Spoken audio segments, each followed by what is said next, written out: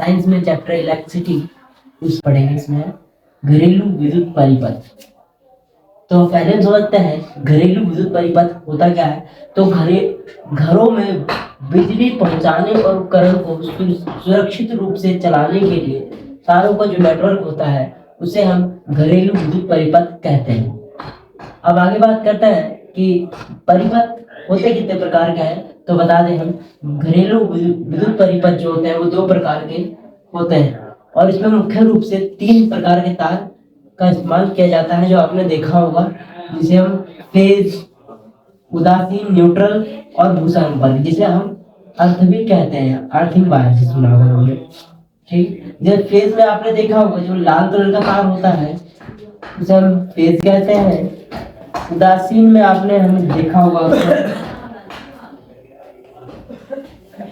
उदासीन में आपने देखा होगा जो है उसे उदासीन या हरा होता है, उसे उदासीन कहते हैं। इसे हम भूसंपर्क तार कहते हैं। ये सभी जितने भी तार हैं ये 220 वोल्टेज पर काम करते हैं, जिसमें सभी उपकरण समांतर क्रम में जोड़े जाते हैं जिससे वो सुरक्षित रहे। और सुरक्षा के लिए हम साथ में उसके साथ फ्यूज, जिसे हम एमसीबी कहते हैं, हमारे घर में एमसीबी होता है तो एमसीबी हो गया, या फ्यूज जिसे अलग प्रकार के बहुत सारे होते हैं उसका, और अर्थिंग का उपयोग करते हैं जिससे उपकरण सुरक्षित रहे।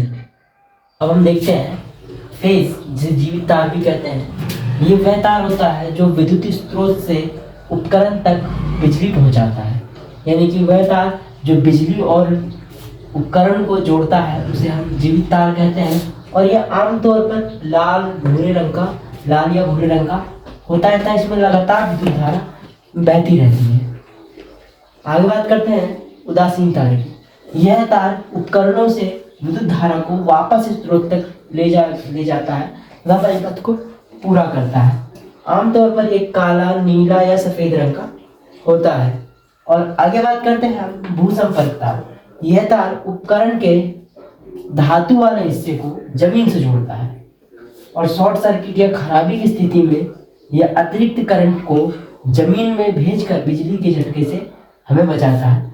यह अक्सर आमतौर पर हम देखते हैं हरा या हरे पीले रंग का मिक्सअप रंग में हमें दिखता है। पिछली मैं बताया था पिछले स्लाइड में कि हमारे जो घर में जो सर्किट होता है वो समांतर क्रम का होता है, श्रेणी क्रम का नहीं होता है। तो हम देखते हैं आगे चल के कि नेक्स्ट स्लाइड में ये ऐसा क्यों कि हमारे घर में समांतर क्रम में होता है, श्रेणी क्रम में क्यों।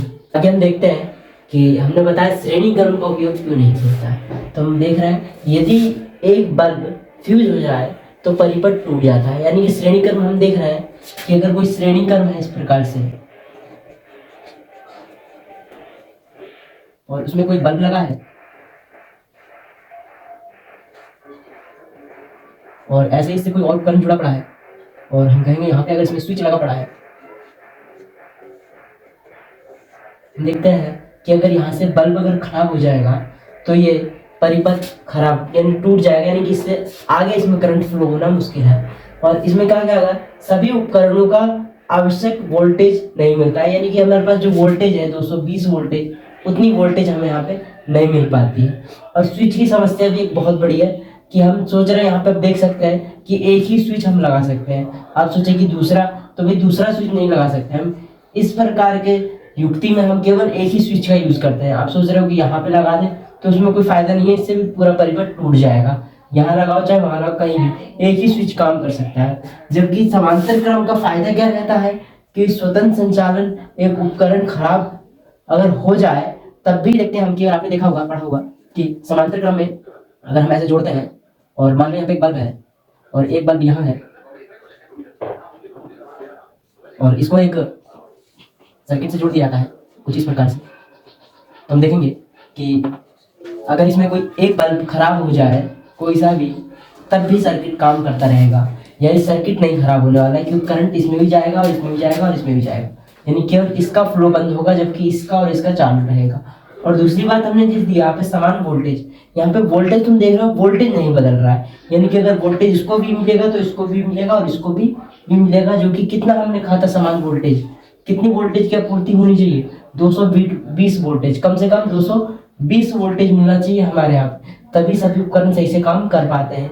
और हम इसमें देख सकते हैं कि हम हर एक के लिए अलग अलग स्विच का भी यूज कर सकते हैं, अलग अलग स्विच का भी यूज कर सकते हैं। इसलिए यही फायदा है समांतर क्रम